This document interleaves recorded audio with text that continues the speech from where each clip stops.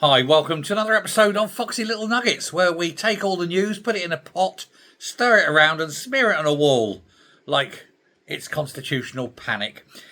We begin in Makerfield. The election tomorrow, don't forget. Andy Burnham is hoping to win, return to Parliament, and then very kindly asked Keir Starmer if he wouldn't mind leaving Downing Street in the same way a bailiff asks you to gently remove your trousers from a repossessed sofa. Starmer, meanwhile, says he will fight, or as in his words, I will fight.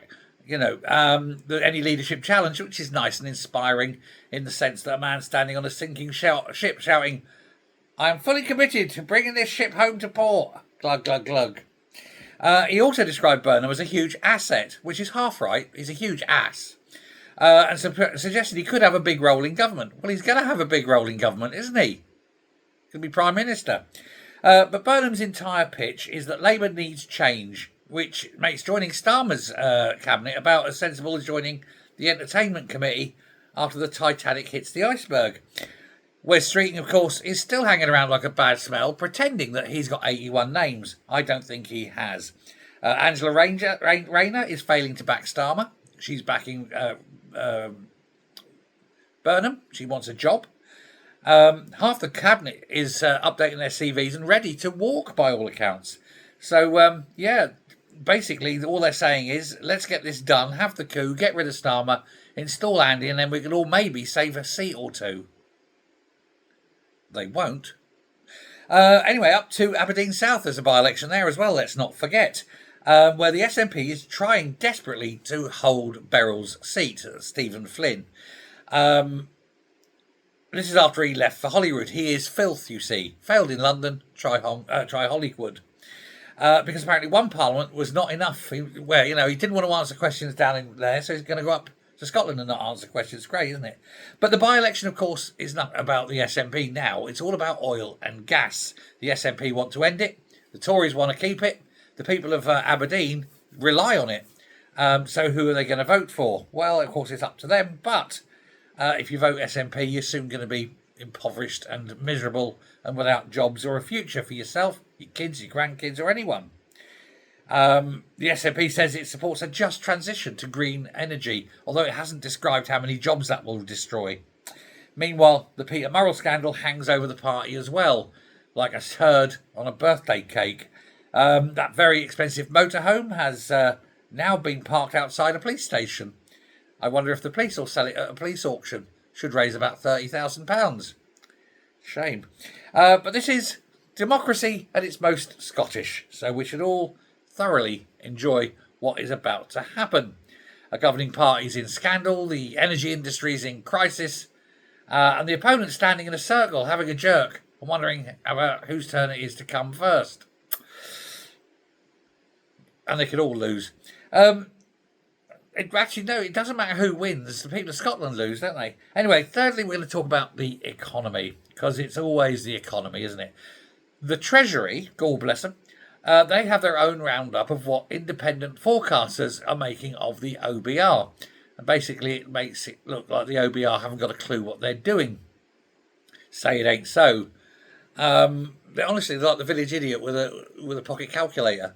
Independent forecasters now expect inflation to be far higher than the OBR estimate, and growth to be far lower than the OBR estimate.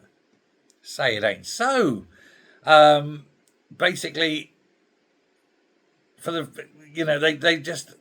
everyone's just basically laughing at the OBR. It's like they don't know what they're doing. They really haven't got a clue. Anyway, Reeves says she hopes to avoid more taxes, which is splendid, but hope is not going to save us. We are going to have more taxes and more borrowing, and more spending because it's Labour and they don't know what they're doing. It's like I hope as well, Rachel. I hope to wake up tomorrow morning and find the Labour Party gone, but it ain't going to happen, is it? Excuse me. The trouble for Reeves is that she's now been described by the bond markets as the sensible one in Labour. That's only because whoever takes over is going to be far worse. It's like being the West, it's like the least broken biscuit, isn't it? Compared with Burnham borrowing, Miliband spending, and half the rest of the party demanding more public money and no cuts whatsoever. It's she has a case as being the most sensible, and that I think is the most frightening part of all of this. The woman's a moron, and she's the best for what they've got for Chancellor. Terrifies me. Anyway, the BBC. Bless the BBC, a dying organisation. New Director General Matt Britton has announced the first wave of cuts. There's going to be over 2,000 senior managers, middle managers, presenters, all going to the wall. He says we can no longer afford them. Even the Today programme is going to lose a presenter, and that'd be no loss. The moment of silence, please, for the BBC senior management structure. A delicate ecosystem of strategy directors, audience transformation leads, and people whose entire job appears to be saying digital first while standing near a flip chart. The problem for the BBC, and indeed the problem for Hollywood, I apologise, the entertainment industry, is they've sacrificed all their old audiences for the modern audience. The trouble is, there is no modern audience. The modern audience doesn't exist. They want the modern audience to be young people, vital. They want to see all these different coloured faces. They want to see disabled people. They want to see people with speech impediments. They don't. That's not what the modern audience is. The modern audience don't watch TV. The modern audience don't go to the cinema. The modern audience got the phone in their hand, they're doing that. They don't give a shit about representation. And so who is left? The classic audience, the ones you've eliminated.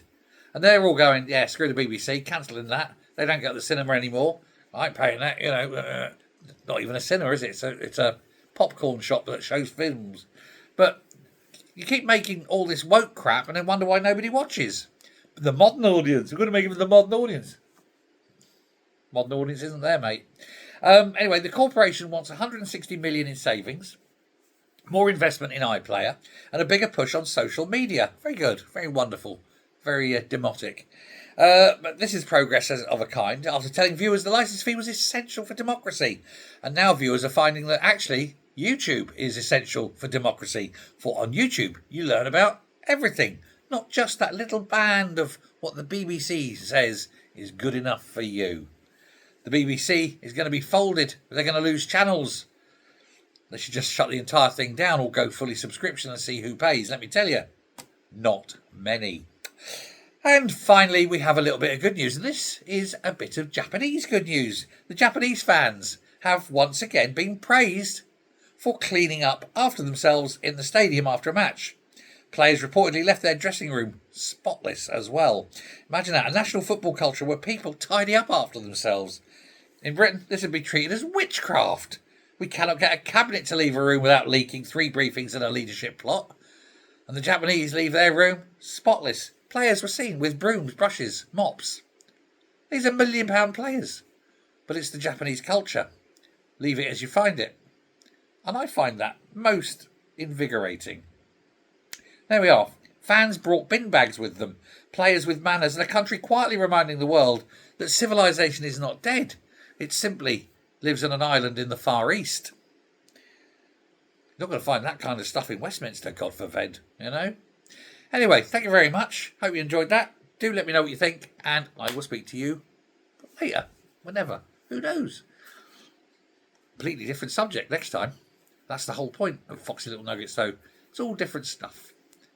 And you are marvellous. Hit subscribe, and I'll speak to you later.